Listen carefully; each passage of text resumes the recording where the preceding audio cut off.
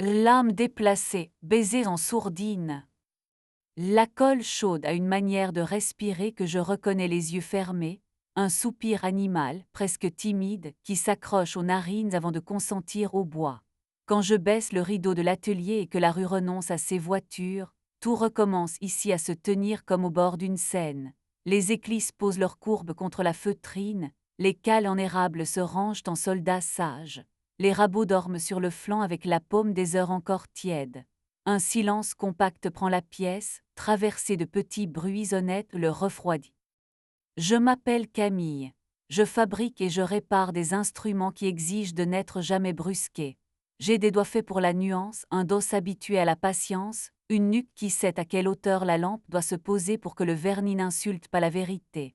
Dans une boîte métallique cabossée, boîte de pastilles rescapée d'un salon oublié, je garde ce que les nuits déposent, un morceau de crin hors d'usage, une écaille de colophane, un bouton de manchette orphelin, une miette de feuille d'or échappée d'une marqueterie trop ambitieuse, une note gris. J'ai aimé Mathieuse comme on aime un timbre rare, avec la peur de le perdre, la certitude que s'y loge un pays entier. Violon solo dans un orchestre trop célèbre pour être aimable. Il venait après les répétitions quand l'atelier avait cette fatigue qui rend doux. Il savait se tenir dans ma lumière, il avait l'élégance de ne pas parler fort près des tables en épicéa. Nous avions nos jeudis, nos phrases qui n'avaient pas besoin de mots. Il posait sa veste sur le dossier d'un tabouret, caressait la caisse d'un instrument en chantier avec la dé. La première alerte fut un parfum, pas celui, sage, de savon qui a travaillé, mais une fleur blanche gonflée d'innocence prétentieuse, une orange amère adoucie à la vanille que les épaules de Seine adorent. J'ai posé mon nez sur la mentonnière de son violon par réflexe, et j'ai senti mêlée au bois noir ciré une odeur qui n'était pas la mienne. Le lendemain, sur le feutre rouge d'un étui, une paillette rectangulaire accrochait la lumière, pas feuille d'or, non, cosmétique. Une semaine plus tard, j'ai retrouvé, coincé entre table et fond. Un soir, debout à côté de la grande lampe, Mathieuse a proposé d'ouvrir. Il avait cette façon d'annoncer les orages avec une voix d'eau calme. Ouvrons mais sans nous défaire. Pas de musicien de l'orchestre. On se dit avant, pas après. Protection toujours. L'atelier reste sanctuaire. Il a écrit les règles au stylo bille sur un papier de verre et sans seul support qui traînait, et m'a regardé avec cet air d'homme qui veut croire à sa propre noblesse. J'ai senti en moi la tentation de signer, comme on grave un nom dans. Nous avons tenu moins longtemps que la prise d'un vernis au cœur de l'hiver. Mathieuse confondait le avant et le après comme on glisse d'un mouvement au contraire en répétition. Sa bouche arrivait parfois trop tard, avec ce goût prudent qui se lave, ses doigts avaient des oublis distraits, cette politesse maladroite des hommes qui savent qu'ils offensent et qui demandent au silence d'arranger. Une nuit, un audiogramme oublié dans sa veste a glissé au sol au dos un prénom Ariane. Soprano invité m'a dit Internet, épaule nue faite pour les projecteurs. Le salut est entré avec l'odeur chaude de cire et l'ombre d'un essaim. Yann a franchi la porte en s'excusant de ses bottes mouillées. Il tenait contre lui une caisse de cadre à ruche pour un ajustement. Un ami m'a dit que vous saviez comprendre le bois sans l'insulter. Apiculteur à 10 minutes à vélo, il travaillait le châtaignier et le peuplier pour Séos, parlait aux abeilles comme on parle aux orphelins, avec une autorité tendre. Son t-shirt gardait le grain du jour, ses avant-bras ce brun que même l'hiver n'efface pas. Il posa la. Il sentait le miel en sourdine, la propolis, une trace de fumée, peut-être du feu qui veille. Sa voix prenait les mots par la taille, sans les brusquer, ses yeux regardaient mes rabots comme des animaux avec lesquels il aurait aimé faire connaissance. Nous avons parlé orientation du fil, humidité de l'air, patience, poids. Il m'a raconté la danse des abeilles, comment un corps dit aux autres où trouver le sucre sans se perdre. J'ai répondu avec l'âme des violons, cette cheville minuscule qu'on place en se tenant la respiration. À un moment, j'ai. Yann n'a pas proposé de règles. Il connaissait mieux le respect que les serments. Il ne posait pas ses lèvres au-dessus d'une table vernie, il essuyait ses mains avant de me toucher, il respirait bas quand le bois écoutait. Nous avons élu quelques refuges, le banc près de la vitre où la ville se reflète, le coin d'escalier qui craque comme un rire, le toit contre la gaine d'extraction où les bouches n'affolent pas les instruments. Il posait sa paume au bas de mon dos et trouvait la température exacte où une femme renonce au discours. Mes jambes se souvenaient. Mathieuse a lancé sa grande soirée, la nuit des cordes.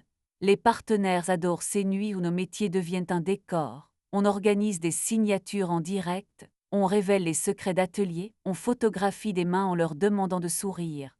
J'ai dit oui parce que mes violons méritent d'être montrés autrement que sur un devis.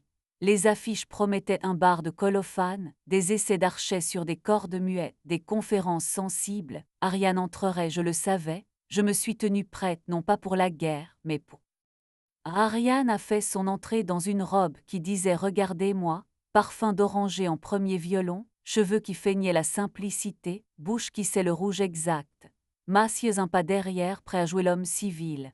Elle a posé ses doigts sur une table d'harmonie comme on flatte le flanc d'un animal, a demandé si l'âme, c'est vrai, se déplace à la main nue. J'ai parlé de l'outil du souffle qu'il faut retenir, de la patience. Je n'ai pas humilié la pièce, je ne me suis pas humiliée.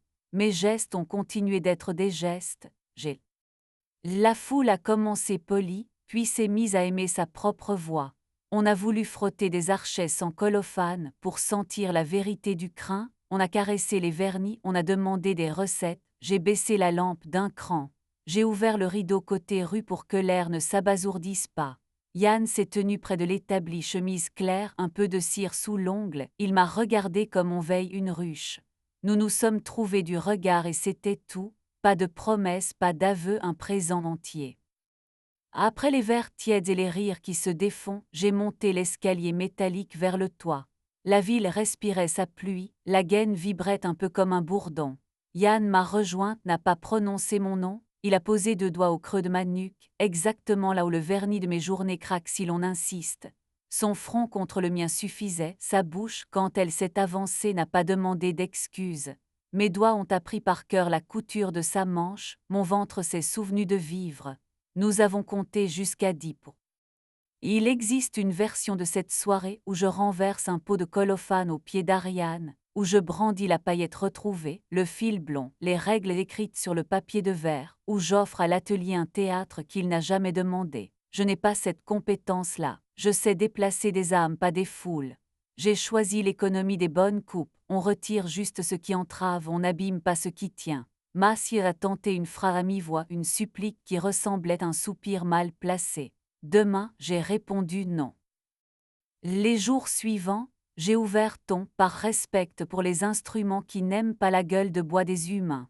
J'ai remis droit un chevalet qu'une main impatiente avait torturé, j'ai poli un vernis pour qu'il pardonne l'été, j'ai changé des cordes qui criaient.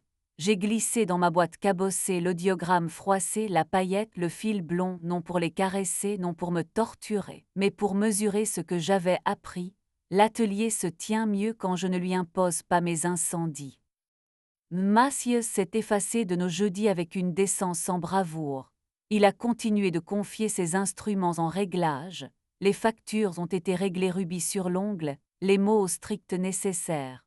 Ariane a laissé dans les journaux des portraits où sa bouche réussit à s'aimer elle-même. Je lui souhaite de trouver un parfum qui ne supplie pas.